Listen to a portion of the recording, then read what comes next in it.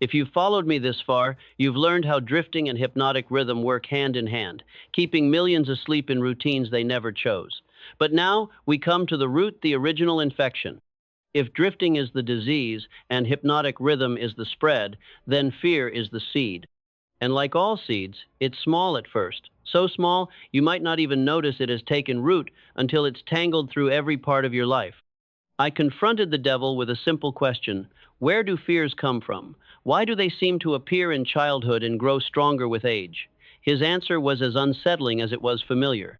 Fear, he explained, is not born, but planted by parents, by teachers, by society, even by well-meaning friends. It is disguised as caution, disguised as love, disguised as wisdom.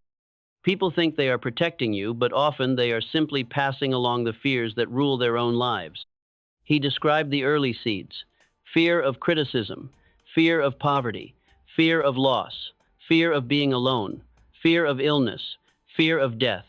A child is not afraid of trying or failing until someone else shows them how. Every don't, every warning, every story of what can go wrong is another seed planted in fertile soil. Over time, these seeds sprout into invisible barriers. They shape decisions, relationships, ambitions, even identities. The devil revealed how fear grows quietly. It rarely announces itself as terror or panic. It starts as a whisper of doubt, a hesitation, a reluctance to try. You hear it as common sense, but it's really just the voice of the past, echoing in your mind. He admitted that for many, fear becomes such a natural companion that they stop recognizing it as fear at all. We discussed the clever disguises of fear. It puts on the mask of logic. I'm just being realistic. It pretends to be maturity. I've learned from experience. It even borrows the language of care. I just don't want you to get hurt. Underneath, it's the same seed, sending out roots into every corner of your choices. I asked the devil why some fears are so persistent. Because they are watered by attention. The more you think about what you fear, the deeper its roots grow.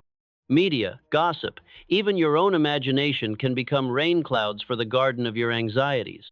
Most people cultivate their fears without meaning, Toby, feeding them, rehearsing them, repeating them to others until they bloom into certainty. He admitted that fear can be so ingrained it feels like truth. After years of repetition, you stop questioning your fears. You start to believe that your anxieties are just who you are. My job is simply to remind you at every fork in the road, every dream, every risk of all the things that could go wrong. But he also revealed a weakness. Every fear is just a story, and stories can be rewritten. The moment you question a fear, its roots loosen. The moment you act in spite of it, its grip weakens. Fear thrives in silence and secrecy, but honesty and participation are its undoing. So, as you reflect on your own life, ask, what seeds of fear were planted in you? Which ones are growing unnoticed? Are you tending to your anxieties, or are you ready to plant something new? The devil had more to confess. The roots of fear ran deeper than I imagined, and the next lesson would reveal just how those roots could be pulled. Determined to unearth every secret, I pressed the devil. You've said that fear is planted and grows by repetition, but how does it become so powerful? Why do even intelligent, successful people end up ruled by invisible anxieties? His reply was both unsettling and illuminating. Fear is the mind's greatest sculptor, he said. Once the seed is planted, the mind waters it with imagination. Instead of seeing possibility, people start to see threat. Each time they picture failure, embarrassment, rejection, or loss, they deepen the groove until fear becomes their default lens. The most vivid stories are rarely about what could go right, but about what could go wrong. He described how fear often masquerades as wisdom. Adults call it caution. They teach children to be careful more often than they teach them to dream. Most lessons are about risk avoidance, not risk management. Over time, this shapes a worldview where safety, not growth, becomes the primary value. People hesitate not because danger is real, but because fear has become their operating system. The devil revealed how fear creates habits. Every time you choose comfort over challenge, you strengthen fear's hold. Avoid a difficult conversation, and you teach yourself that discomfort is to be feared, not faced. Turn down an opportunity, and you confirm the story that you aren't ready. These choices may seem small, but each one is a vote for the side of fear. We discussed how fear shapes identity. After years of avoidance, people stop saying, "I'm afraid," and start saying, "I can't." The seed has become the root. Self-doubt takes the place of self-inquiry. Possibility is replaced by resignation. Fear, once external, is now an internal law. The devil pointed out the role of culture. Entire societies run on fear, fear of looking foolish, fear of being left out, fear of losing what little they have.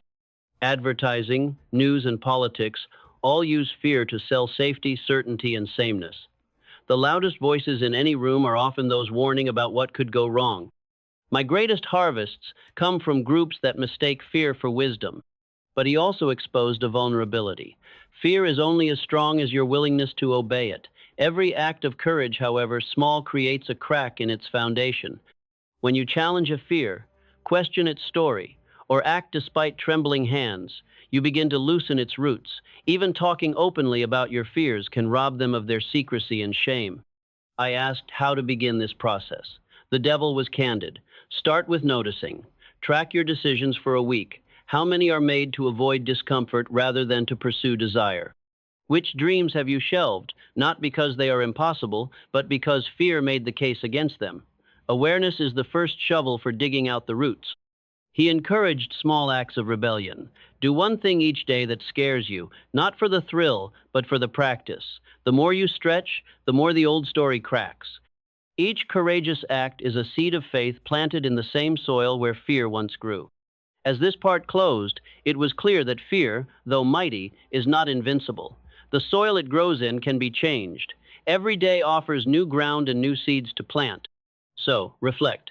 What small step can you take today to loosen the grip of an old fear? What story about yourself are you ready to rewrite? The devil had more seeds to expose and more truths to surrender. Intent on finding the roots of fear, I pressed the devil for specifics. What are the most common seeds you plant? Which fears take hold most easily, and why? He grinned, almost proud of his handiwork. There are a handful I favor above all, he confessed, and they have ruined more lives than all the wars in history. He began with the fear of criticism. This is the oldest and my most reliable. People crave acceptance. I plant the belief that being different is dangerous, that standing out will invite ridicule, isolation, even punishment. The result? Millions suppress their talents, silence their ideas, and trade authenticity for approval. Most never realize that the jailer is only a thought, repeated often enough to feel like law. Next came the fear of poverty. Nothing stunts ambition like the thought of loss. I remind people daily that resources are scarce, that the world is dangerous, that failure means disaster.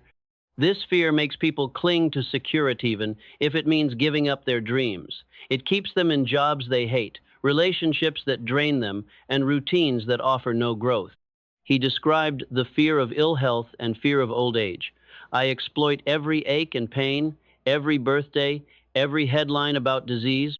People waste years worrying about what might go wrong, missing the health and joy they have now. They measure life by the absence of risk, not by the presence of possibility. Then came the fear of loss of love. This one is subtle. People become jealous, controlling, suspicious. They compromise their values to avoid being alone. I whisper that abandonment is worse than self-betrayal, and so they abandon themselves. The most insidious, he admitted, is the fear of death. It's the one universal. The unknown is my strongest card. I magnify every story of tragedy, every shadow of mortality, until people spend more time fearing the end than living the middle. Ironically, the fear of death robs them of life. I asked how these fears interact. The devil explained, they often come in pairs: fear of criticism with fear of poverty, fear of loss with fear of aging. The more fears entangle, the more paralyzed a person becomes. Soon, life is not a journey, but an obstacle course, navigated by avoidance and ruled by ghosts. He warned of the silent cost. Most people believe their fears are personal, but they are public property broadcast through gossip, media, even loving advice. When a fear is shared, it gains power. Communities can drift into collective paralysis, mistaking caution for wisdom and skepticism for strength. But he revealed a way out. The antidote to each fear is action. Speak your truth, even if your voice shakes. Invest in your growth. even if you risk loss. Care for your body, but don't live in dread. Love deeply, even knowing you cannot control another, and live fully, knowing the end comes for all. We talked about recognizing fear's disguises. Most fears masquerade as common sense. To break the spell, you must name them aloud. Write them, say them, share them with a trusted friend. The minute you shine a light, the shadow begins to shrink. As this section ended, it was clear. The seeds of fear are common, but the harvest is up to you. By naming, confronting, and acting in spite of your fears, you begin to reclaim your own soil, own choice at a time. So, what fear are you ready to name today? Which small act will you take to plant courage where fear once grew? With the devil's catalog of fears exposed, I demanded a solution. If these fears are so deeply woven into our lives, how does anyone ever uproot them? What breaks their hold for good? He answered with a mix of candor and caution. The antidote is not to destroy fear, but to change your relationship to it. Fear thrives on silence, secrecy, and avoidance. It weakens in the presence of honesty, action, and connection. He explained the first and most overlooked tool, awareness. You must name your fears before you can change them. Most people live as though their fears are facts, not questions. When you write down what you're afraid of, criticism, loss, failure, you transform the vague into the specific. Specific fears can be faced. Nameless anxieties are invincible. The devil pointed to the next step, exposure. Once you know your fears, expose them to the light. Share them with someone you trust. Say them out loud. When you give a fear a name and a witness, its power shrinks. Shame and secrecy are the fertilizer that help fear's roots run deep. He revealed the power of action even when small. Most people wait for fear to disappear before acting, but courage is born in the doing. Speak up in a meeting, ask for what you want, try something new even while afraid. Each time you move forward, you teach your mind that fear is a signal to pay attention, not a stop sign. We explored the role of community. You are not meant to uproot fear alone. Seek out people who encourage your growth, who celebrate your risks, who don't shame your setbacks. The right environment acts as a greenhouse for courage. The wrong environment, full of gossip, criticism, and negativity, strengthens every old root. The devil spoke about habit and repetition. Uprooting fear is not a one-time event, but a daily practice. Each morning is a new chance to act with courage, to challenge an old story, to plant a seed of faith where fear once lived. The groove of fear can be replaced, but only with intention and consistency. He warned of relapse. There will be days when old fears return. The difference is not in never feeling fear again, but in noticing sooner and returning faster to your new practice. The awakened treat fear as a familiar visitor, not a permanent guest. Finally, he described the importance of self-compassion. Be gentle with yourself. Most people judge their progress harshly, which only waters the seeds of doubt. Celebrate every return to courage, no matter how small. Each step you take in aiming, sharing, act hinges proof that you are rewriting the story of your life. As this part ended, it was clear. The seeds of fear may be universal, but their harvest is personal. Every honest act, every courageous word, every supportive friend is a shovel in your hand. So, what fear will you name today? Who will you trust to hear it? What action, however small, will you take to turn your fear into growth? The devil's final lesson was near, but the roots of courage were already breaking the surface. As our exchange drew to its close, I challenged the devil with the question every listener carries. If fear is planted, watered, and harvested, can it ever be replaced for good? Or will the seeds always remain? The devil, surprisingly, gave his most honest answer yet. Fear never truly disappears, he admitted. It lies dormant in the soil of every mind, waiting for stress, change, or uncertainty to coax it back to life. But fear can be overshadowed, outgrown by seeds you plant with intention, seeds of faith, action, and community. He described faith as the sunlight that weakens fear's grip. Faith is not the absence of fear, but the willingness to act anyway. Each time you trust yourself, believe in a possibility, or reach for support, you cast a shadow over old anxieties. Faith grows stronger with every repetition, each risk, each conversation, each new attempt.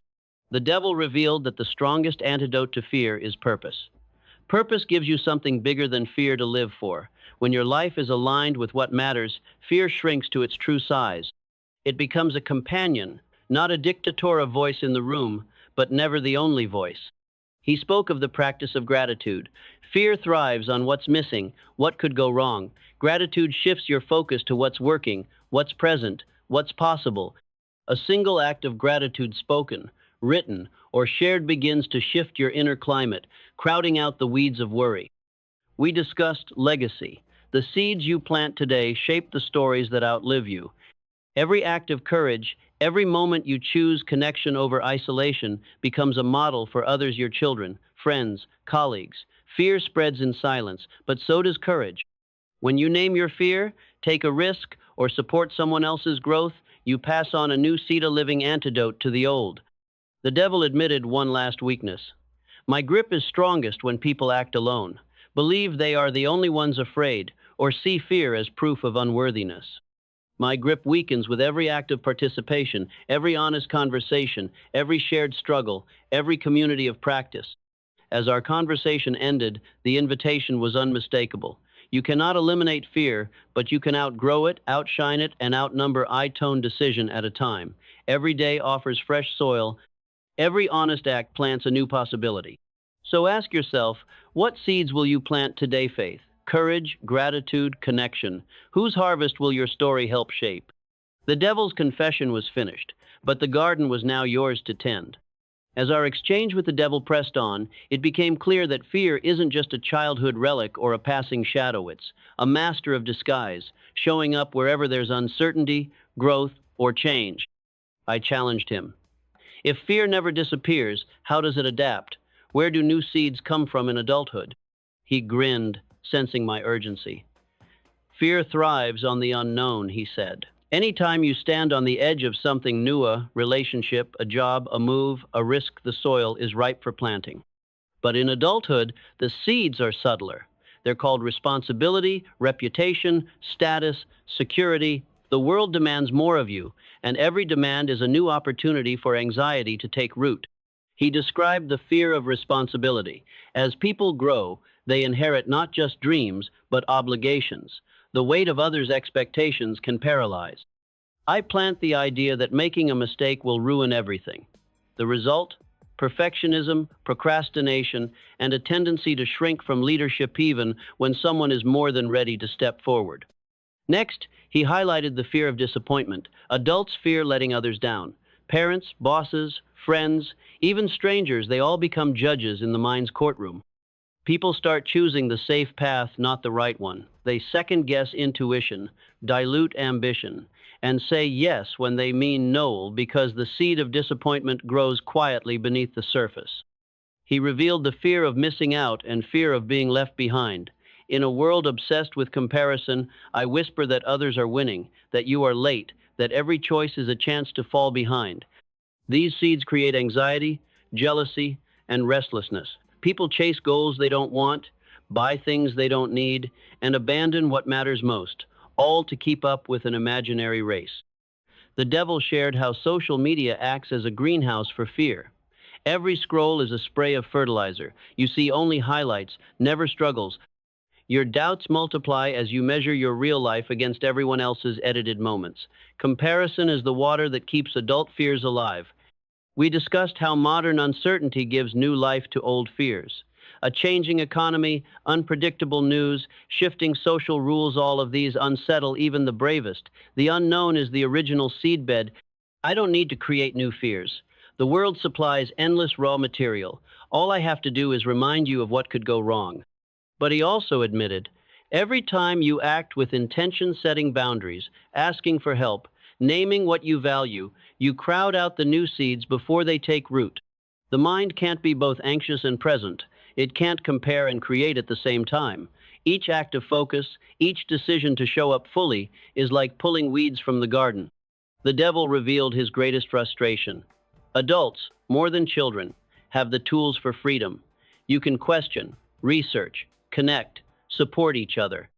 But you forget to use these tools when fear is loud. My hope is to keep you distracted, rushing, and alone. Your power is in slowing down, sharing honestly, and returning to what matters. As this section closed, one message was clear.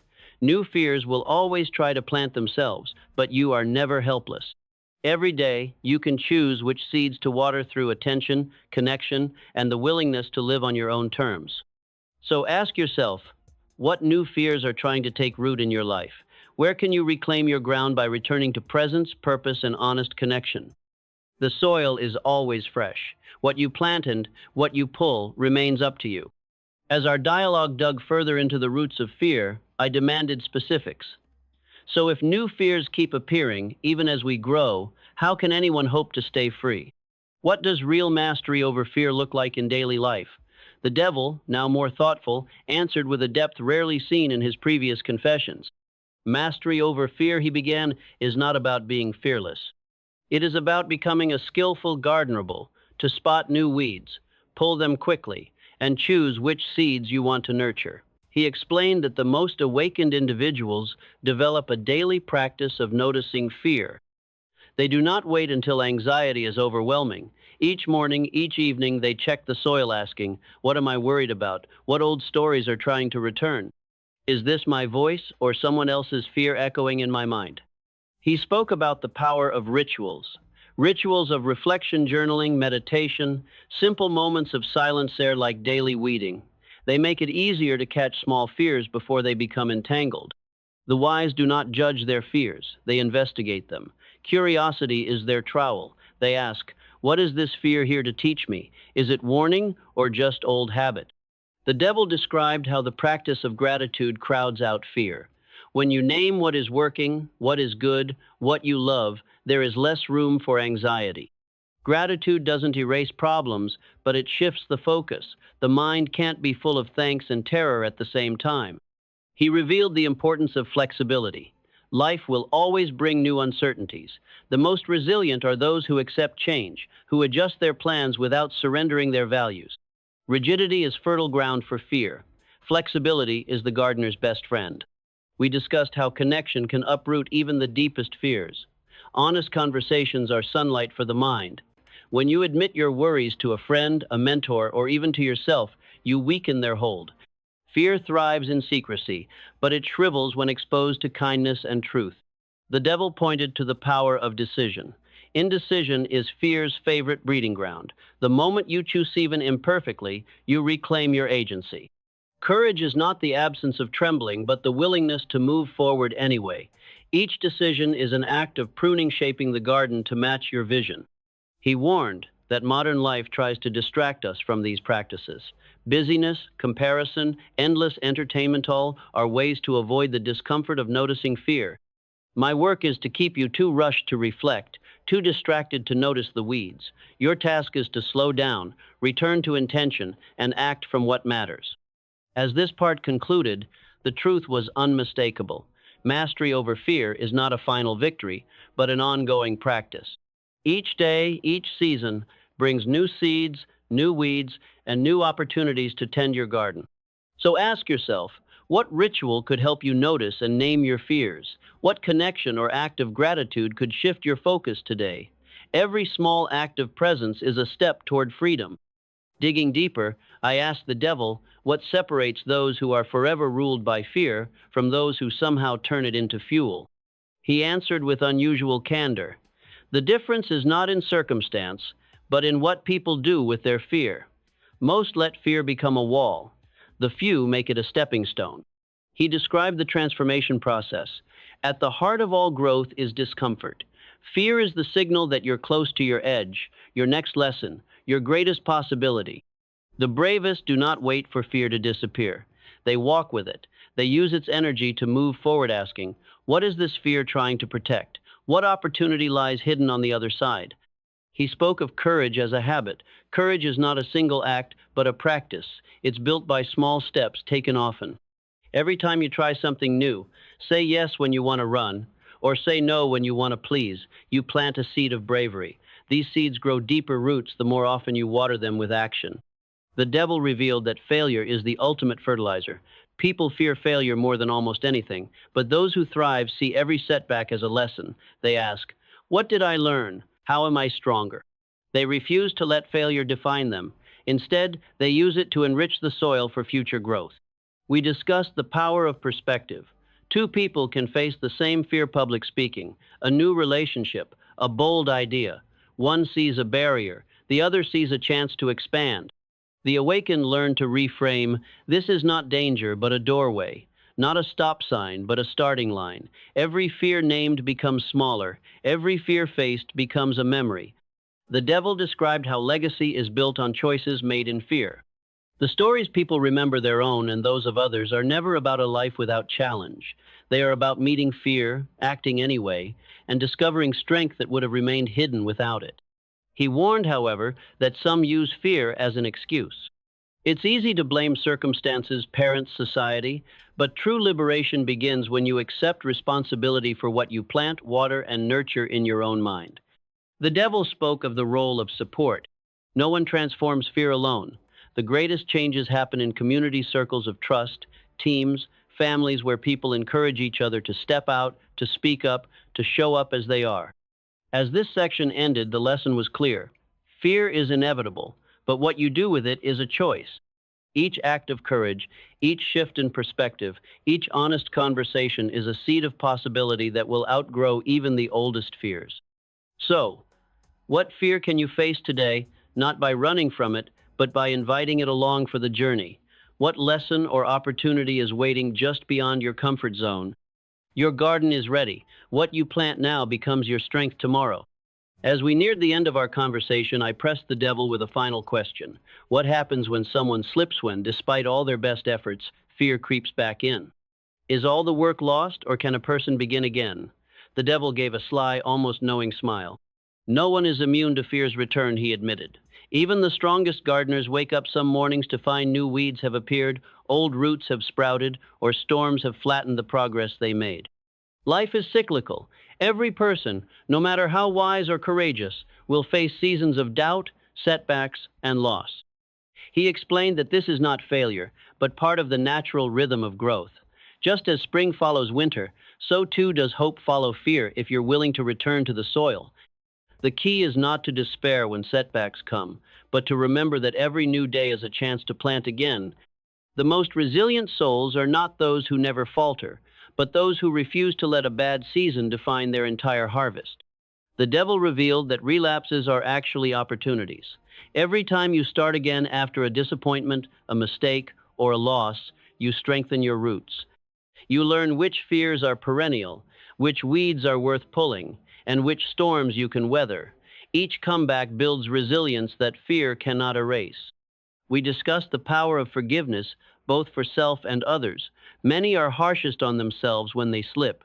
They shame themselves for feeling fear again, as if it proves weakness. But forgiveness is the water that helps new courage grow. When you forgive, you allow space for learning and renewal. It's how you return to tending your garden rather than abandoning it in frustration. He spoke of the importance of patience. Growth is slow. You may not see the fruit of your efforts right away. Sometimes the greatest strength comes from waiting, tending quietly, and trusting that the seeds you plant, even when invisible, are taking root. The devil confessed his greatest disappointment. My work is undone not by perfect people, but by persistent ones. Each time you begin again, you loosen my grip. Each season you show up, each lesson you harvest, weakens the cycle of fear. Your story is not about never falling, but about always rising. He ended with a simple challenge. Honor your cycles. Celebrate each return. Let every setback become the compost for tomorrow's growth. The garden is never finished, and that is its secret strength. As this part ended, I was left with a sense of hope and humility. Fear may never disappear, but its power is always limited by your willingness to return, to forgive, and to begin again. So, as you look at your own journey, ask, how will you respond when fear returns? What will you plant even after a storm? Your story isn't about erasing fear, but about outgrowing it, season after season. As our final exchange began, the devil's tone shifted, less arrogant, almost wistful. You've seen how fear is planted, watered, and harvested in the mind. But what you may not realize, he confessed, is that you always have a choice in what grows there. The seeds may not be yours, but the soil is. He explained the real meaning of freedom. It isn't about never feeling fear again, but about becoming the master of your inner landscape. Every day, you decide what gets your attention, what you nurture, and what you pull up by the roots. Fear only becomes destiny if you forget that you are the gardener. He spoke about the power of intention. Intentions are the blueprint for your garden. When you wake up with clarity deciding, even before fear shows up, what you want to plant, your actions naturally follow. Intention transforms uncertainty into opportunity, doubt into curiosity, and fear into a call to presence. We discussed how to design a new future. A life ruled by fear is like a field left wild, chaotic, crowded, never truly yours. But when you participate naming your fears, sharing them, acting with courage, asking for help, you start to shape the ground beneath your feet. Every boundary you set, every risk you take, every time you encourage another, you create space for new growth. The devil admitted one last secret. My only real power is distraction. If I can keep you too busy, too anxious, too self-critical, you'll neglect your garden and let the wild weeds take over. But if you return to intention, even for a moment, you regain authorship of your story. He described how legacy is built. Your children, your friends, even strangers, learn not from your perfections, but from your willingness to begin again, to grow in the open, to turn setbacks into new seasons. The courage you model becomes seeds for others to plant. Our conversation ended on a note of hope and responsibility. Fear is always available, the devil said, but so is courage. The world will offer storms and doubts, but every morning brings fresh soil. What you plant today shapes not just your future, but the world you leave behind. So as you listen, ask yourself, what will you plant, water, and tend from this day forward? Will you let fear rule your garden, or will you fill it with purpose, faith, and love? The devil's confession is over. Your season of growth has only just begun.